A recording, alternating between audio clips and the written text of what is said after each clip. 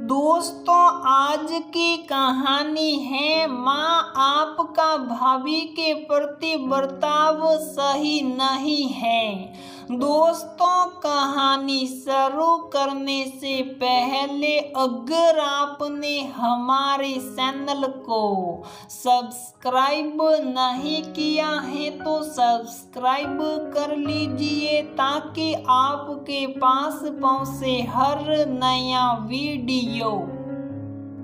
अरे सुनीता बहू, बाजार जा रही हो? जी मम्मी जी। सुन बेटा, मेरी बीपी और शुगर की गोलियां भी खत्म हो गई हैं, वो भी ले आना। और सुन, दवाइयों पर डेट अच्छी तरह देख लेना। ये दुकानदार मुझे पुरानी डेट की दवाइयां दे देते हैं। ठीक है मम्मी जी, तो अब मैं चलूं? अरे सुन तो, भागी कहाँ जा रही है? घर में सब्जियां भी नहीं हैं तो तुम भिंडी, परवल, करेला और टमाटर ले आना। ध्यान रहे सब्जियां हरी हरी और ताजी होनी चाहिए, बासी ना हो।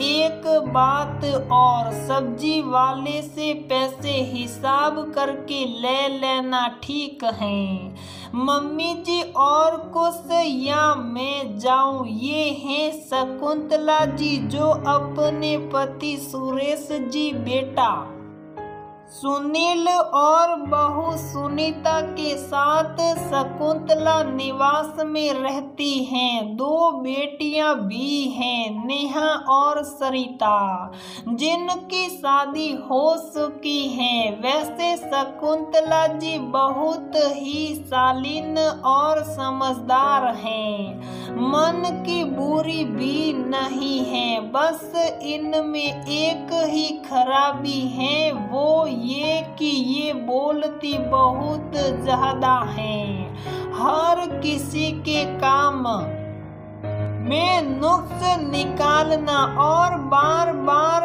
ऐसे नहीं करना वैसे करना, ये हिदायत देने की इनकी बहुत बुरी आदत है।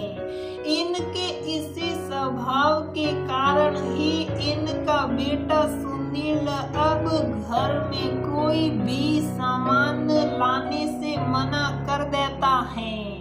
पति सुरेश जी से भी सिंटाकसी चलती रहती है। सुनीता अभी 6 महीने पहले ही बहू बनकर आई हैं। शकुंतला जी का वैसे अपनी बहू के साथ व्यवहार ठीक है, वह उसे किसी भी चीज में रोकती टोकती नहीं है। बस खराबी एक ही है, वो ये कि कोई भी सामान मंगाती है तो इतनी हिदायत देती है मानो सामने वाले आदमी में तो जैसे कोई अक्ल ही नहीं है। सुनीता दवाई और सब्जी लेकर जैसे ही घर में घुसी तभी शकुंतला जी फिर शुरू हो गई।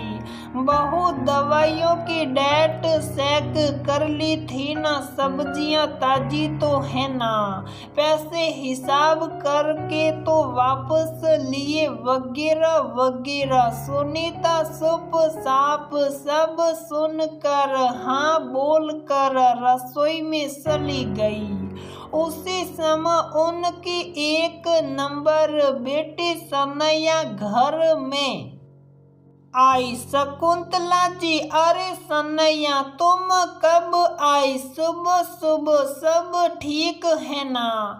माँ, मैं तभी आई जब आप भाभी का दिमाग खराब कर रही थी। माँ, ये सब क्या है? भाभी के प्रति आपका बर्ताव सही नहीं है।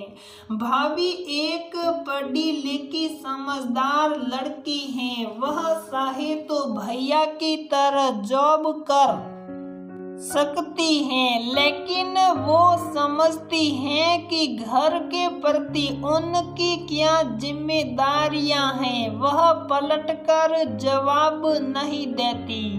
इसका मतलब ये नहीं कि उन्हें बोलना नहीं आता, वह तो उनके मम्मी पापा के दिए हुए अच्छे संस्कार ही हैं जो आपकी बेकार बातें चुप साप सुनती रहती हैं। उन्हें भी बुरा लगता है। 6 महीने में 6 बार आई हूँ और 6 के 6 बार मैंने उन्हें अकेले में रोते हुए देखा है।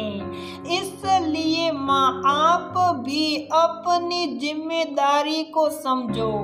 आपको भी समझना होगा कि घर के सारे सदस्यों का आपसे प्रेम बना रहे। आपके व्यवहार के कारण सबसे आपके रिश्ते धीरे धीरे खराब हो रहे हैं। पापा से झगड़ा चलता ही रहता है। भैया ने भी आपके इसी स्वभाव के कारण आपका कोई भी सामान लाने से मना कर दिया है। रही बात हम दोनों बहनों की, तो हम तो अपने अपने गृहस्थी में रस बस गई। सब आपके साथ हैं, क्योंकि सब आपकी प्रेम की डोर से बंधे हैं। लेकिन बहुत समय तक आप बांध कर नहीं रख पाओगी। आप एक अच्छी पत्नी, माँ और अच्छी सास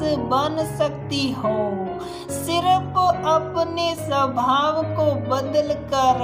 अगर आपने अपना स्वभाव नहीं बदला तो धीरे धीरे सब आपसे दूर होते जाएंगे और आप अकेली ही रह जाएगी। कोई आपको सुनने वाला नहीं होगा। अच्छा, जरा ध्यान से सोचो, अगर यही बर्ताव आपकी बेटियों के साथ ससुराल में हो तो क्या आपको अच्छा लगेगा?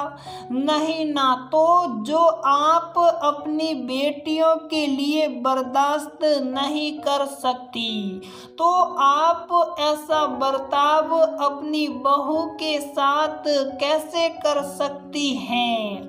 आखिर वह भी तो किसी की बेटी है। मैं तो कहती हूँ माँ, जो हुआ सो हुआ, लेकिन अब आपको भाभी से माफी मांग लेनी चाहिए।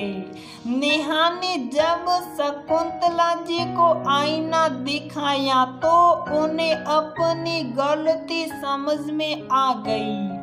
तो उन्होंने अपनी बहू सुनीता से अपनी गलती की माफी मांगी और उसे अपने गले से लगा लिया। तो सुनीता की आंखों से खुशी के आंसू छलक पड़े। नेहा की बात का इतना गहरा असर हुआ शकुंतला जी पर कि उस दिन से उन्होंने अपने स्वभाव को एकदम बदल दिया, जिससे सारा परिवार उनकी मनुहार करने लगा और घर में खुशी का माहौल छा गया। दोस्तों, अक्सर देखा गया है कि कभी कभी छोटी सी गलती परिवार में तनाव का कारण बन जाती है।